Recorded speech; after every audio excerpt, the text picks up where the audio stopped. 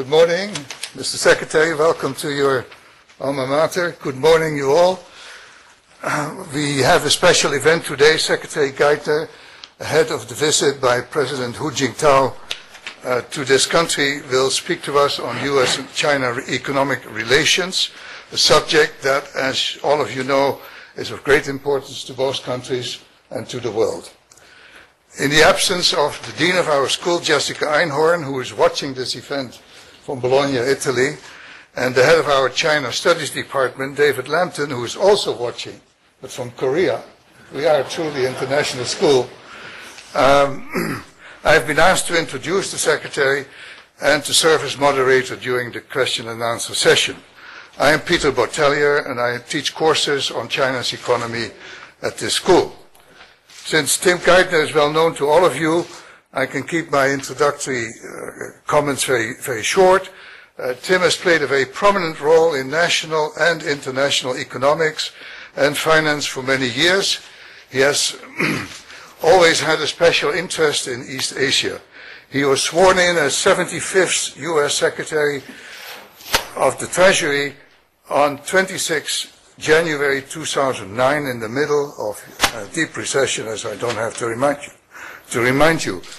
There are very few challenges that have not been thrown at him since that time. He worked in the Treasury Department earlier, from 1988 to 2001, under two secretaries, Robert Rubin and Lawrence Summers, the last 2 years as Undersecretary for International Affairs.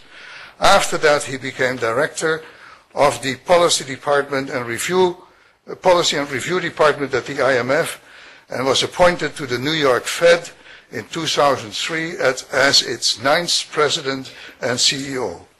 Tim got his BA in Government and Asian Studies from Dartmouth and his MA in International Economics and East Asian Studies from this school.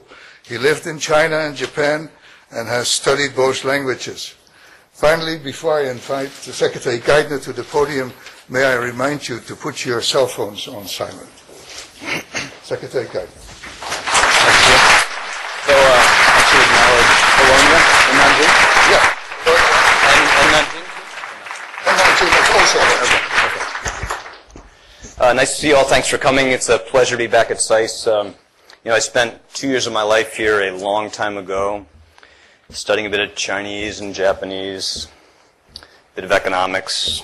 Didn't enjoy the economics that much. I played quite a lot of pool in the basement, and I don't know if there's a pool table there anymore, but SAIS is a great place, and I admire what Jessica and her colleagues have built. And of course, I'm biased, but SAIS is one of the preeminent institutions in the United States engaged in I think one of the most important challenges in public policy and education, that is to help Americans understand the world and the role we play in it. This is important because we can't effectively pursue our interests as a nation unless we understand the objectives, the intentions, the capabilities of other nations. Next week, President Obama will host President Hu Jintao at the White House. This state visit takes place at a time of important transition for the world economy, for the Chinese economy, and of course for the American economy. The global economy is emerging from the financial crisis, but the crisis has left lasting scars that will take years to repair, and it has left a growing gap between the growth trajectories of the large developed economies and the rapidly growing emerging economies. While many of the major economies are still confronted with the challenge of rebuilding after a crisis, many of the emerging economies are at the early stage of what should be a very long period of very rapid economic growth, with rising incomes, creating growing demand for resources and for investment capital. Now, the growth of the United States stands somewhere between these two divergent paths. We're likely to grow at about half the rate of the major emerging economies, but about twice the rate of Europe and Japan. And these growth dynamics will fundamentally change the balance in the world economy, forcing changes in the architecture of the trade and financial systems. And in this new global context, China's principal economic challenges are how to manage the next stage in that transition from a state-dominated developing economy dependent on external demand and external technology to a more market-oriented economy with growth powered by domestic demand and innovation. Now, I want to talk today about the implications of these changes for our economic relationship with China and for U.S. economic policy. China, of course, presents enormous opportunities for the United States and for the world, but its size, the speed of its ascent, and its policies are a growing source of concern, both here and in countries around the world. But to put those concerns in context, I want to begin by stating a few fundamental propositions about our economic relationship. First, the economic relationship between the United States and China provides tremendous benefits to both our nations. Even though we compete in many areas, our economic relationship, our economic strengths are largely complementary.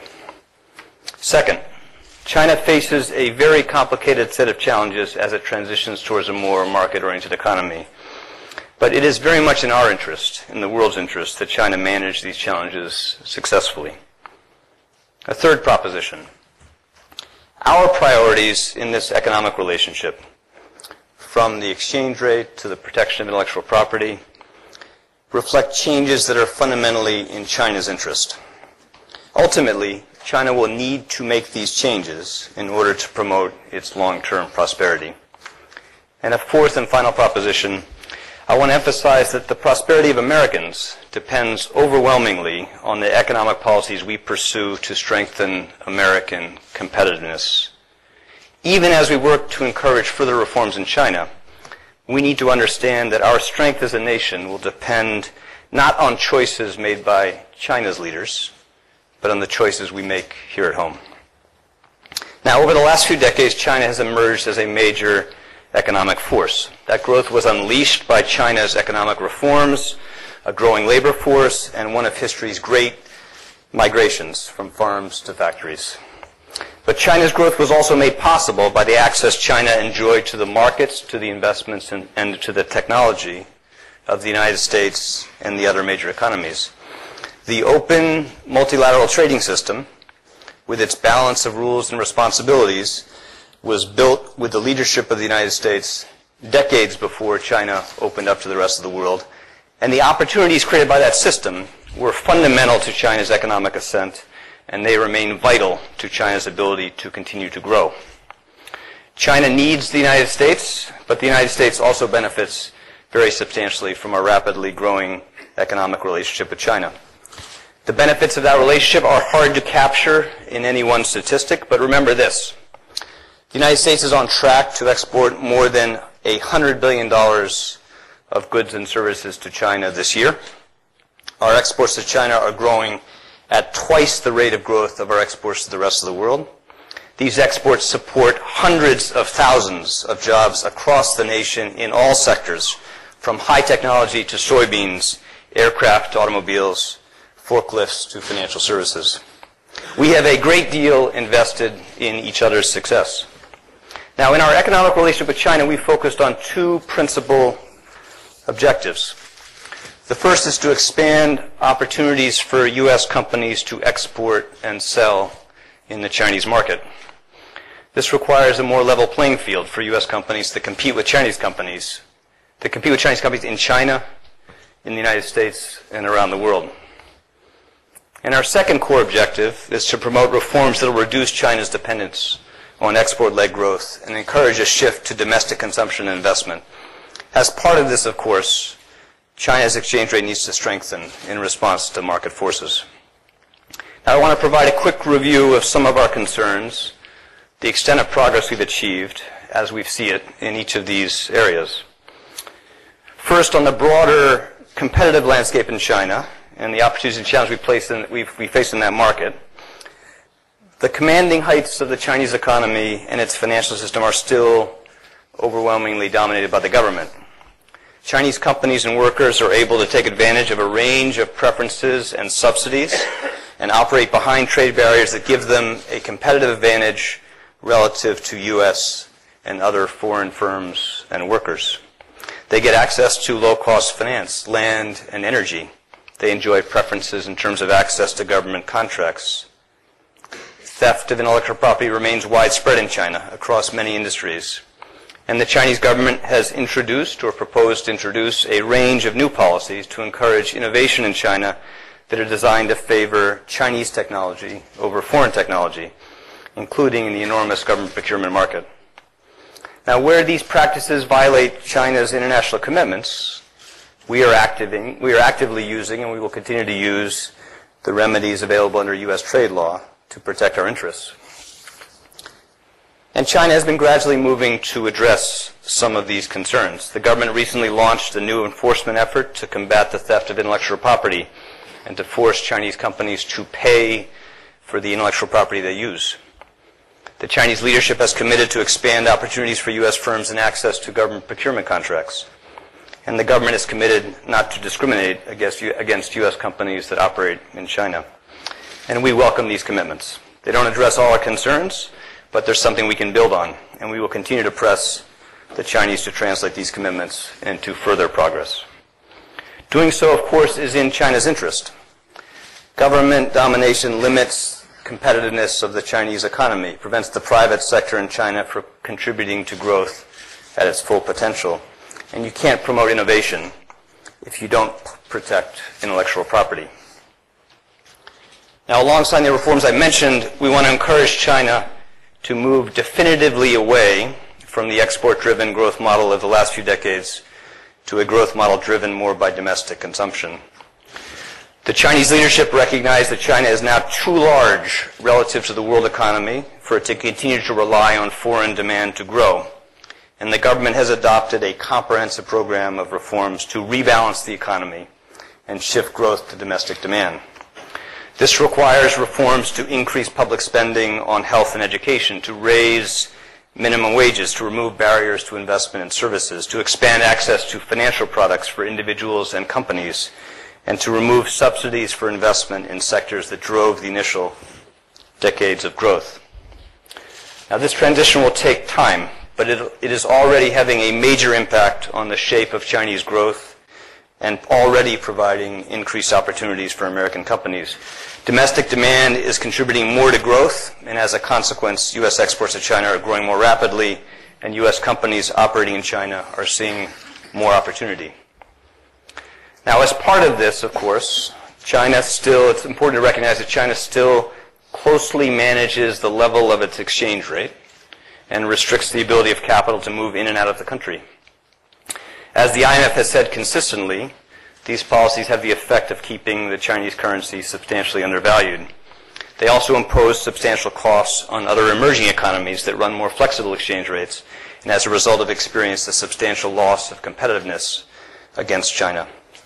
Now, this is not a tenable policy for China or for the world economy. If China does not allow the currency to appreciate more rapidly, it will run the risk of seeing domestic inflation accelerate, as you are already seeing, and will face greater risk of a damaging rise in asset prices, both of which will threaten future growth. And sustaining an undervalued currency will undermine China's own efforts to rebalance growth towards consumption and higher value-added production. Since June of 2010, when the Chinese authorities announced they would resume the reform of their exchange rate regime, they've allowed the currency to appreciate by only about 3% against the dollar in nominal terms. This is a pace of about 6% a year, again, in nominal terms. But of course, the real rate of appreciation against the dollar is significantly faster because inflation in China is much higher than in the United States. And it's the real rate of appreciation that matters for the incentives firms face for what they purchase, what they invest. Now, we believe it's in China's interest to allow the currency to appreciate more rapidly in response to market forces, and we believe China will do so because the alternative would be too costly, both for China and for China's relations with the rest of the world. Now, these are our main priorities. Let me tell you what China's are. China's objectives are focused in the economic area on the following core priorities. China wants more access to U.S. high-technology products. China wants to see greater investment opportunities in the United States. China would like to be accorded the same terms of access to our market that other major market economies enjoy. And we are willing to make progress on these issues, but it's important to recognize that our ability to do so will depend, of course, on how much progress we see from China. As China reduces the role of the state in the economy, reforms policies that discriminate against U.S. companies, removes subsidies and preferences for domestic firms and technology, and allows its exchange rate to reflect market forces, then we'll be able to make more progress on China's objectives. Now, in any discussion of China, I think it's important for Americans to understand that the solutions to our challenges in the United States rest first and foremost with policies in Washington, not those of Beijing. Fundamentally, the number of jobs we create, the pace of growth and income of Americans depend on the results of choices we make in the United States, not the choices of other countries. In our effort to rebuild and put more Americans back to work, we have to make sure that we're making investments and reforms that will be essential to our capacity to grow in the future. As countries like China, India, Brazil, other emerging economies grow and expand, we want the American economy, American workers, American companies, to play a major role in that growth. We want to see a substantial part of that growing demand that's going to come outside the United States met by goods and services that are created and produced in the United States and that are fueled by investment in the United States. If we are successful in doing that, then we will be much stronger as a nation. But to be successful in meeting that challenge, there are things we have to do here. We have to invest more in research and development. We have to invest more in educational reforms. We have to invest more in public infrastructure. We have to create stronger incentives for investment in the United States, both by American and by foreign companies. We have to be more forceful and effective in promoting American exports. And of course, we have to restore fiscal responsibility.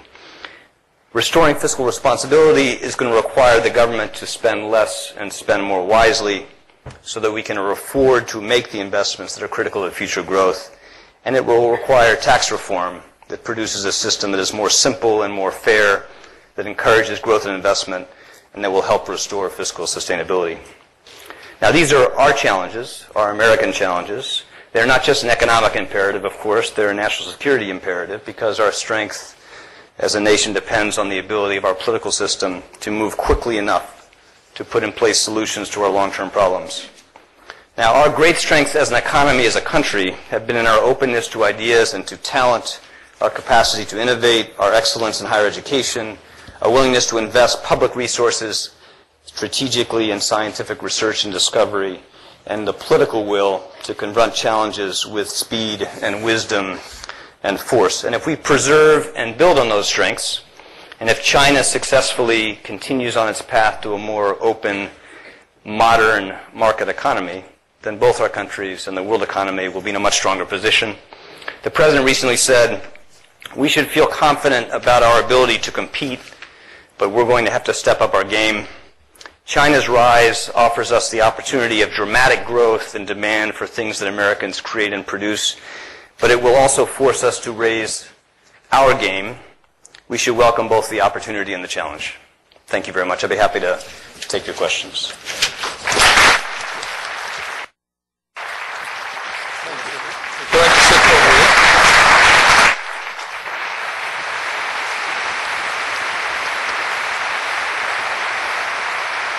Thank you, Mr. Secretary. We now have about 20, maybe 25 minutes for questions and answers.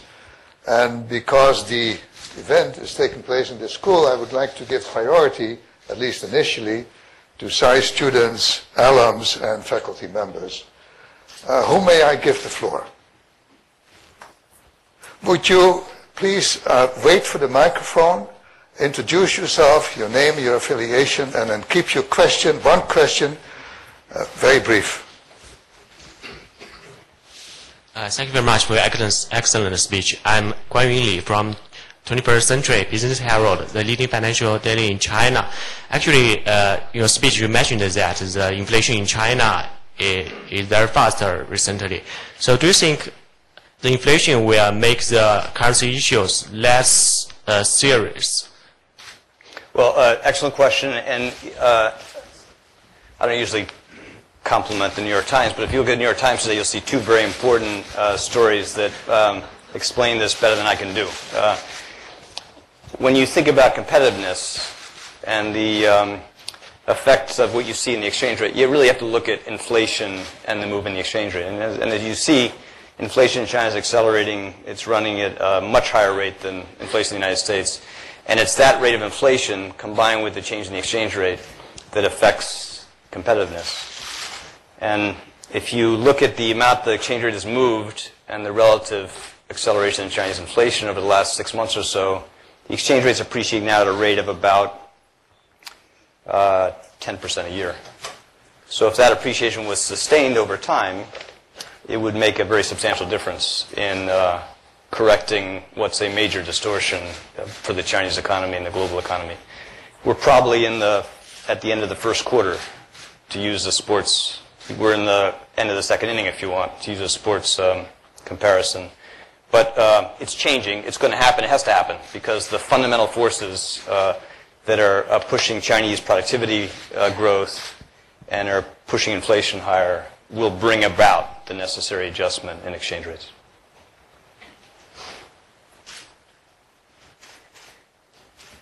This lady here.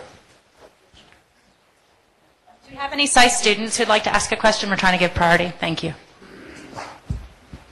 Hi, good morning. My name is Alex Borges. I am a graduate student last May 2010. My question to you is with regards to capital controls.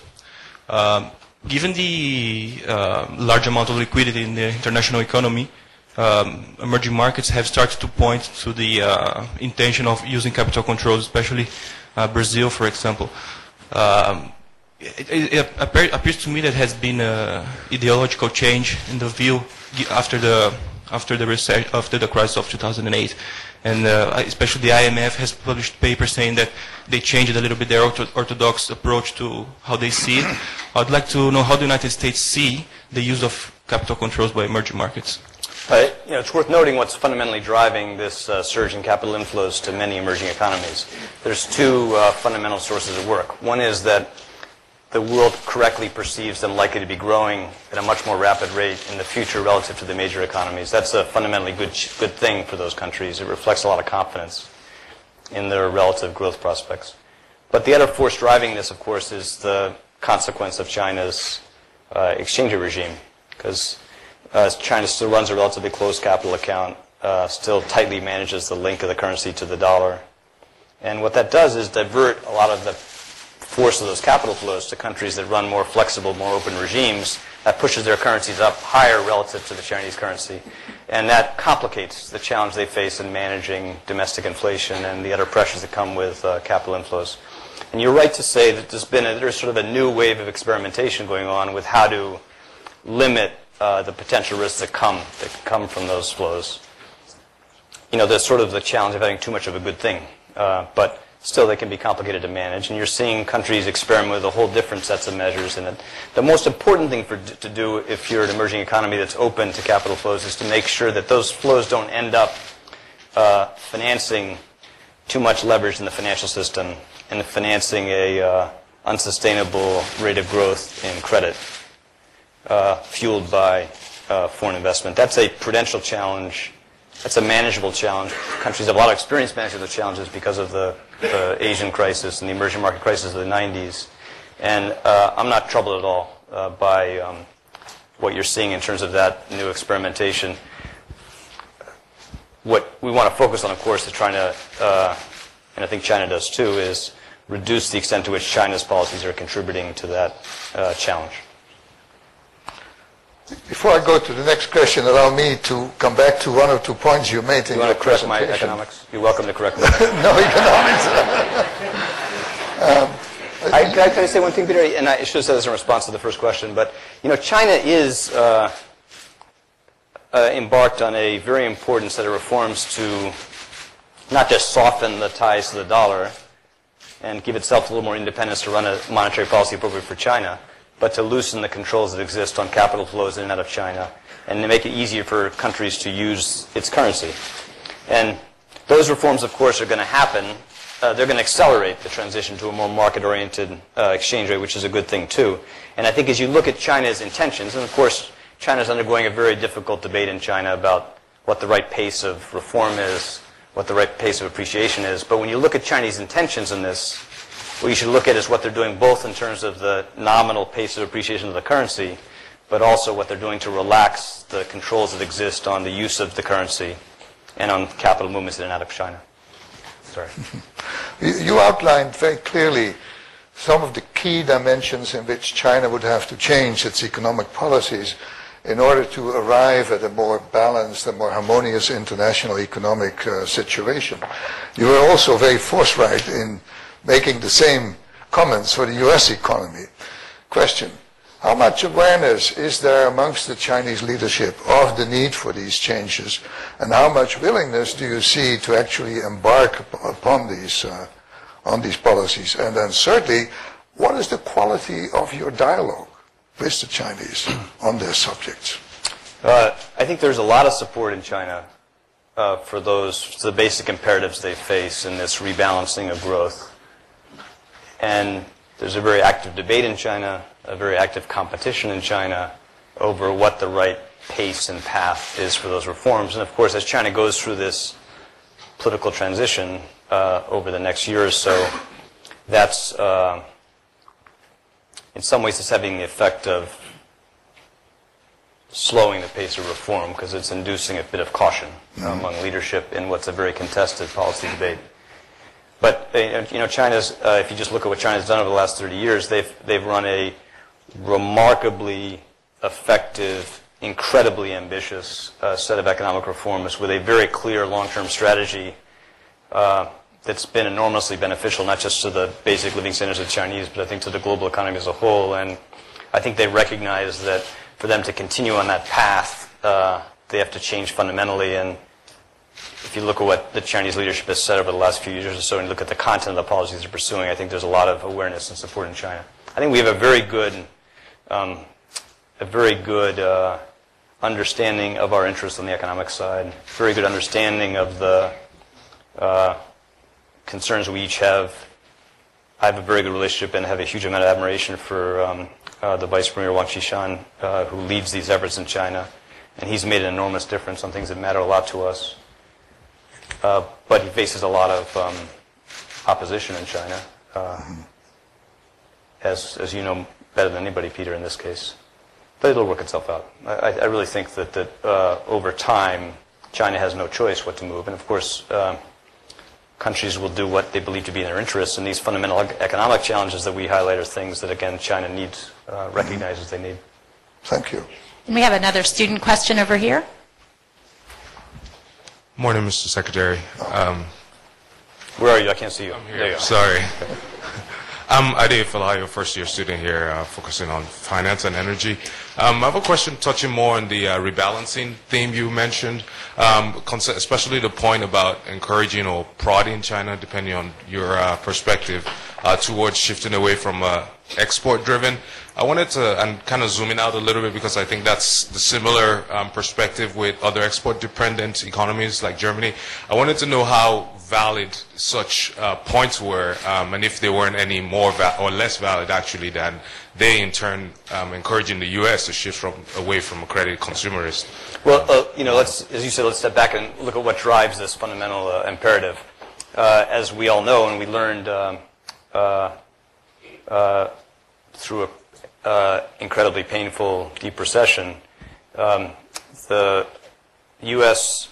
growth had been driven too much by consumption, by investment in housing, financed by borrowing from the rest of the world. And it is overwhelmingly important for the United States that we put in place a growth strategy in the United States that's more investment-driven, more export-driven, and therefore more sustainable in the future. And the world, we have to be saving more, investing more. That process is happening. If you look at the initial shape of recovery in the United States, private savings is much higher. Our current account imbalance is much lower. Private investment has been growing very, very rapidly. The underlying pace of productivity gains is very strong. Manufacturing exports, very strong. That's very encouraging. Now, what that does for the rest of the world is force a fundamental change in growth strategy outside the United States, because those other economies recognize that they're not going to be able to look to the United States to be as strong a source of demand for their products as was true in the past.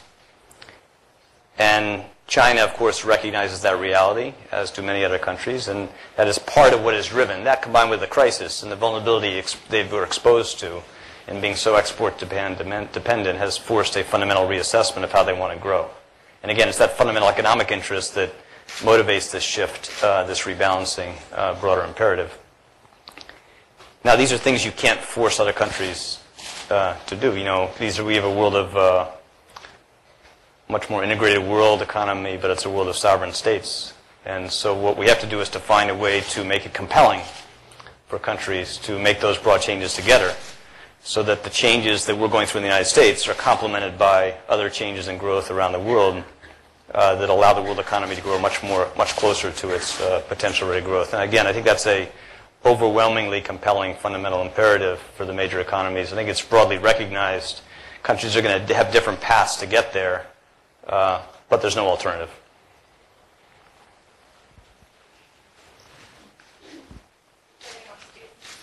We have more SAIS students or alums?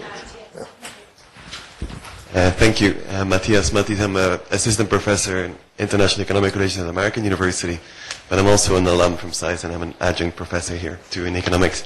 I have a question about the topic of today, which is EMU's the European sovereign debt crisis. I just read that the Japanese are now buying euro bonds, but your president promised to double American exports in the next 5 years. So surely the eurozone still, I think, much bigger than China and must be a major source for American products.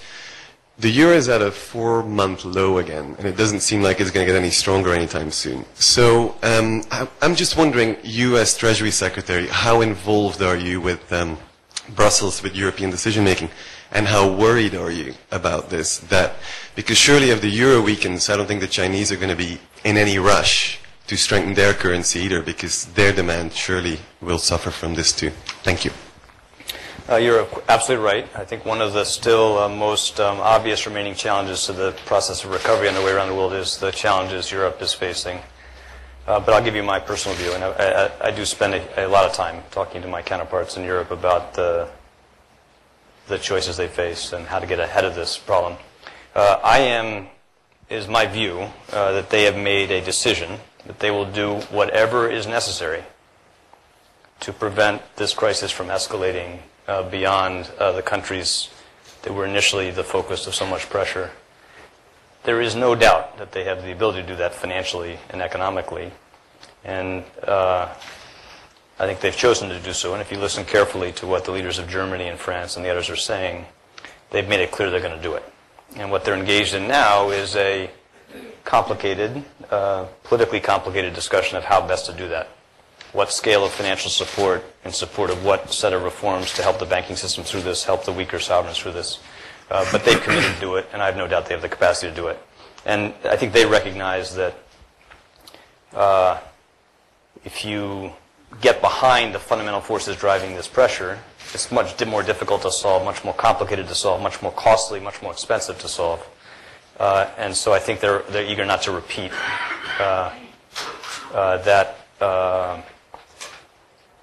the choice of the first 6 months of last year. That's my perception. You're right to say that, of course, the Europe and Japan together are still a very large share of global growth and demand, and the world economy as a whole is not going to be growing at a sufficiently rapid rate unless you see the major economies in Europe play a major role as part of that. Now, of course, realistically, the challenges that Greece and Ireland, for example, are going through they're unavoidable. I mean, they're necessary adjustments they have to go through. But for growth in Europe as a whole, what matters is how rapidly do the major economies, Germany, France, and Spain, and Italy grow, and how successfully are they going to be in restoring confidence in their capacity to manage these financial challenges. Mm-hmm. Professor Durand, wait for the mic. Yeah. Charles Durant, teacher at SAIS. As you said in your speech, I think correctly, what is very important is what we do here in terms of our own economy. So my question to you is this: what can we do to accelerate foreign investment into the United States and our own investment into this economy as rapidly and as effectively as we can? Well, in the short term, of course, it's worth noting that the tax package that was passed by the Congress at the end of the year has a very, very substantial short-term incentive for just that, because we provide for a one-year period for all American businesses 100% expensing of investments in capital and equipment, and that has the benefit of providing a pretty powerful spark and catalyst, useful reinforcement to recovery that's gathering momentum. But we have some ways to go, to repair the damage, to get out of the hole caused by the crisis. Longer term, I think it's the obvious. We want to make sure we have a tax system that creates better incentives for investment in the United States. The President proposed last September to expand, redesign, and make permanent a tax credit for research and development in the United States. But that's just one of the things we can do, and we're examining whether we can find a political support for a comprehensive tax reform, revenue neutral, but that would improve incentives for investing in the United States. What we do for education, not just higher education, but the basic quality of public education across the country is fundamental. Our ability to make this still a compelling case for talented people around the world to come, not just to go to school, but to stay and build a business is fundamental. The reforms we put in place to make sure that we restore what has been a great strength of our economy, which is a financial system that was really very good, really the envy of the world, at taking the savings of Americans and channeling them to support innovative companies, entrepreneurs, make sure those reforms work, create not just a more stable system, but one that encourages innovation, allocates capital efficiently is very, very important. I'm repeating now what I said in my speech, but we were very early, very, very good as a country in investing a substantial share of public resources in research and development and basic science. That's something we have to make sure we preserve the capacity to do. And if you look at the quality of public infrastructure in the United States, it's alarmingly poor, and that operates like a tax on American businesses, raises costs for businesses, and there's a very good, compelling economic case for a prudently financed but substantial multi-year program of public investment in the United States. Now, I think that's a good start. Doing those well won't solve all our problems, but if you don't do those things, nothing's possible, and that's what I would focus our priorities on.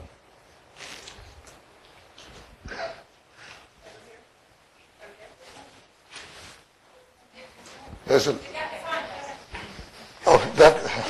Good morning, Professor Bosselier. It's Tanya Askin, SAIS, 2008. I studied with you for 2 semesters. My question is about the financial markets in China and deepening them and making them broader. And what do you see, and how do you see that developing in terms of a bond market or derivatives market? Excellent question. And the part of this broad reform imperative that China has undertaken, financial reform is a key part of that. And you're seeing China substantially expand opportunities for foreign firms so they have a little bit more competitive spark from the major global institutions in this area. But they're gradually starting to introduce a more more market-driven financial system, reduce the role of the state, reduce the administrative controls on how capital is allocated. That process has a long way to go. But I think they recognize that part of this transition to a more domestic demand-driven growth strategy requires financial reform, creates greater ability for individuals to borrow, for companies to borrow. And of course, fundamental to China, they want to make sure that what financial systems do is they allocate capital. And what determines how fast you grow over time depends on how well they allocate capital. We've had a great long run in the United States, but you saw what happened when our system misallocated capital substantially to housing investment. And for a state-dominated financial system, that risk is much, much greater. The risk for them is much greater that there'll be huge investments wasted over time and things that are not going to be very helpful to China's growth ambitions. So there's a very substantial imperative for China to move further towards a more market-based, more efficient financial system. Of course, prudently managed, conservatively managed with lots of capital and good supervision. But you can't grow if you rely on the state to decide who gets capital at what price. It doesn't work. There's no successful example of a strategy that relies on a government to decide how to allocate and price capital. We have another student question in the center here. Good morning, Secretary Geithner. My name is John Gans. I'm a PhD student here at SAIS.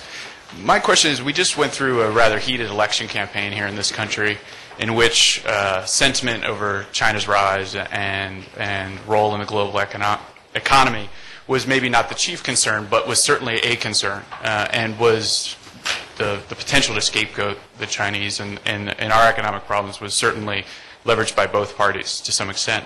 How is that worrying to you as a policymaker? How disconcerting is it to you? And then how, if you don't mind sharing, how disconcerting is it to your counterparts in Beijing? I think it should be a concern to anybody in the United States, and of course needs to be something Chinese watch very carefully. Just if you look at, as you said, the strength of concern in the United States across parties, it's not a Republican or Democratic concern. It's a bipartisan concern. You saw the strength of the vote on the currency legislation in the House in the fall, and it's something that I know China is very attentive to, and they need to be, because again, what China needs more than anything is an accommodating external environment with access to not just our markets going forward if they're going to meet their broader growth ambitions. So they're very attentive to it, and I think we should all be very troubled by it. But you know what's happening in the United States today, has happened in the past, is that when you're in a moment of crisis that's caused a huge damage to the basic economic security of Americans, we tend to look at the assent of others, the relative assent of others, as a concern, as a threat. We look at them as it's sort of the prism with which we view our weaknesses and concerns. But as I said, it's important to put that in context, to recognize that how well we do as a nation will depend fundamentally on what we do in the United States. China presents huge opportunities for us, and where things we admire in China's growth create a bit of a spur to more action in the United States, that'd be a good thing. Okay, now I guess we're going to turn it over. We've got a couple last questions from the media, so I'll go ahead and turn it over to them. Peter Koch with Bloomberg Television. Mr. Secretary, thank you for taking our questions. It was said today Chinese officials over in Beijing ahead of this visit suggested at a news conference that it would be welcome if the United States provided more reassurance during President Hu's visit on the safety of their investment in the United States, most notably their holdings of U.S. Treasuries.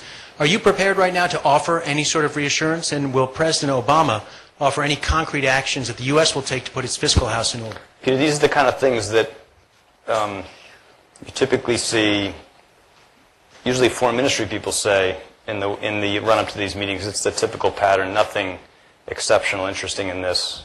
And of course, no one cares more than I do, and the President does, that we make sure we're doing things in the United States to sustain the confidence of Americans and countries around the world in our capacity to manage our challenges here at home. And of course, we're very focused on that.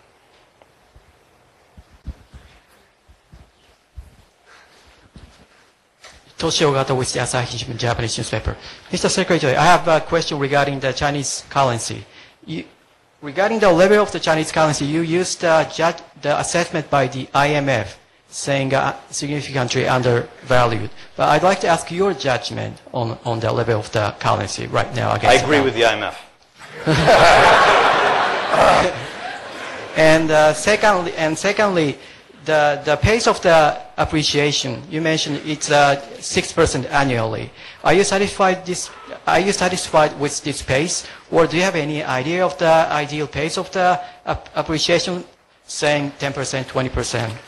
Well, again, what matters is the rate of the nominal change against the dollar, but also the relative rates of inflation in the United States, because it's the real change that matters. And in real terms, the Chinese currency is now moving at a rate substantially faster than 6% a year.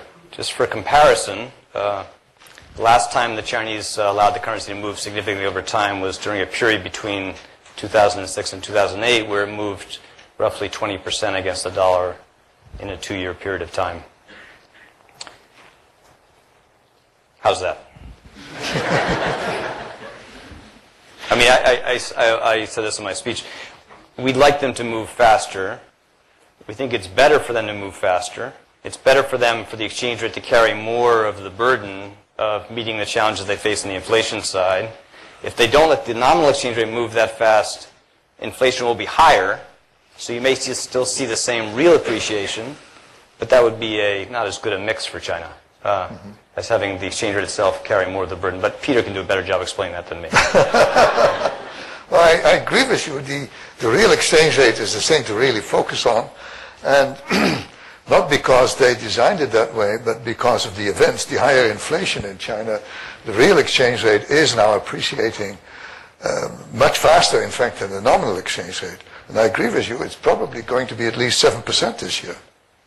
Well, it could be significantly higher than that, but again, the most important thing to understand is it is going to happen. There is no alternative path. The only choice for China is how it happens, and what mix happens through inflation or through the exchange rate itself. And I think there's substantial recognition of that among the Chinese leadership.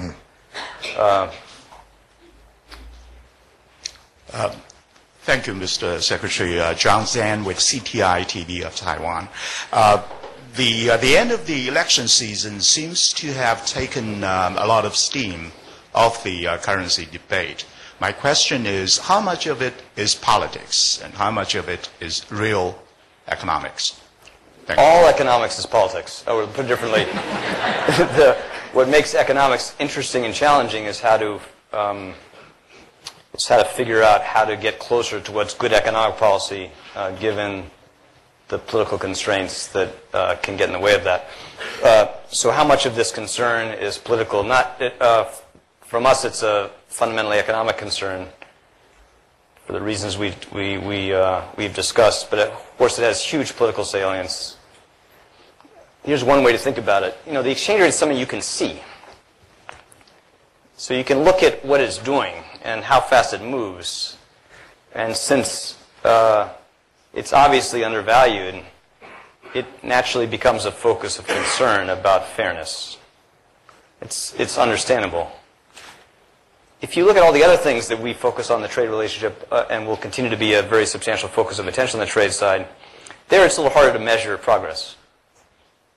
If you try to think about what's the prospect for a more credible enforcement campaign on intellectual property, it's going to take some time to know.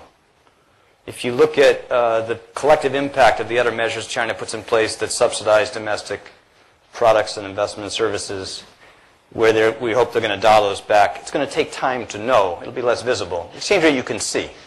So it's a more natural focus of attention, and it's not surprising that it's such a focus of the broader political debate about fairness. This will be the last question of the morning. Thank you, Mr. Secretary. Rich Edson with the Fox Business Network. You had mentioned that tax reform should be revenue neutral, which seems then we'd have to do more on the spending side, to which you said that... Can I just clarify what I said? Yeah. As the President said before, we are going to take a look at whether we can find a political support for a reform of the corporate tax code that would lower rates by broadening the base but not lose revenue on net, because we don't think it's responsible or fair to do something that does not achieve that fundamental objective. Would the administration then be open to a system that would overall increase revenue from the corporate sector? Well, I think you have to recognize, and I'm sure you do, that we have to look at the incentives we create in the United States against those created outside the United States. And although our effective tax rates for corporates are roughly even, our rates are roughly the average of the other major economies, our statutory rates are much higher. And there are limits to what we can do in terms of how we think about reform without taking consideration of that basic imperative of what's happening around the rest of the world.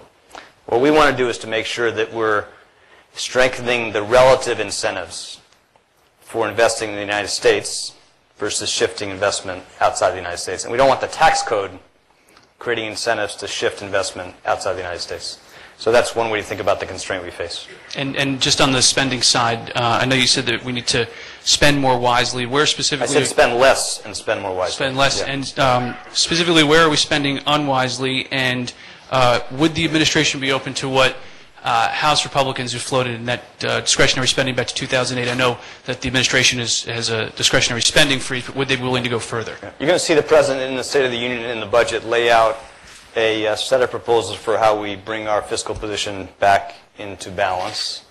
Now, if you look back at what he produced in his first two budgets, he proposed a level of discretionary spending that will restore non-defense discretionary spending, or let me say non-security discretionary spending, back to the level that prevailed in the, I think, the Reagan administration. So we proposed very substantial restraints on the rate of growth in discretionary spending that would shrink the discretionary part of the government back to a level that prevailed about a generation ago. Now, that's not the most important thing to do. The most important thing to do is to do that, but still preserve the capacity to invest more in things that will be essential to our competitiveness. And that's why I wanted to emphasize again that as you think about how to restore fiscal sustainability, the challenge is not fundamentally how to bring our resources and commitments more into balance. Our challenge is how to do that in a way that is not just fair to the American people, to a middle-class family, but that improves rather than impairs our capacity to grow in the future. So the debate we should be having has to be fundamentally about how to make sure that we're preserving the capacity to spend more wisely, more strategically in research and development, in education, in incentives for investment, and in public infrastructure. Thank you very much. Nice to see you all. I hope all of you here at SAIS who have the chance come work for your country. It's a cool, noble thing to do. Nothing more compelling. I hope you do it.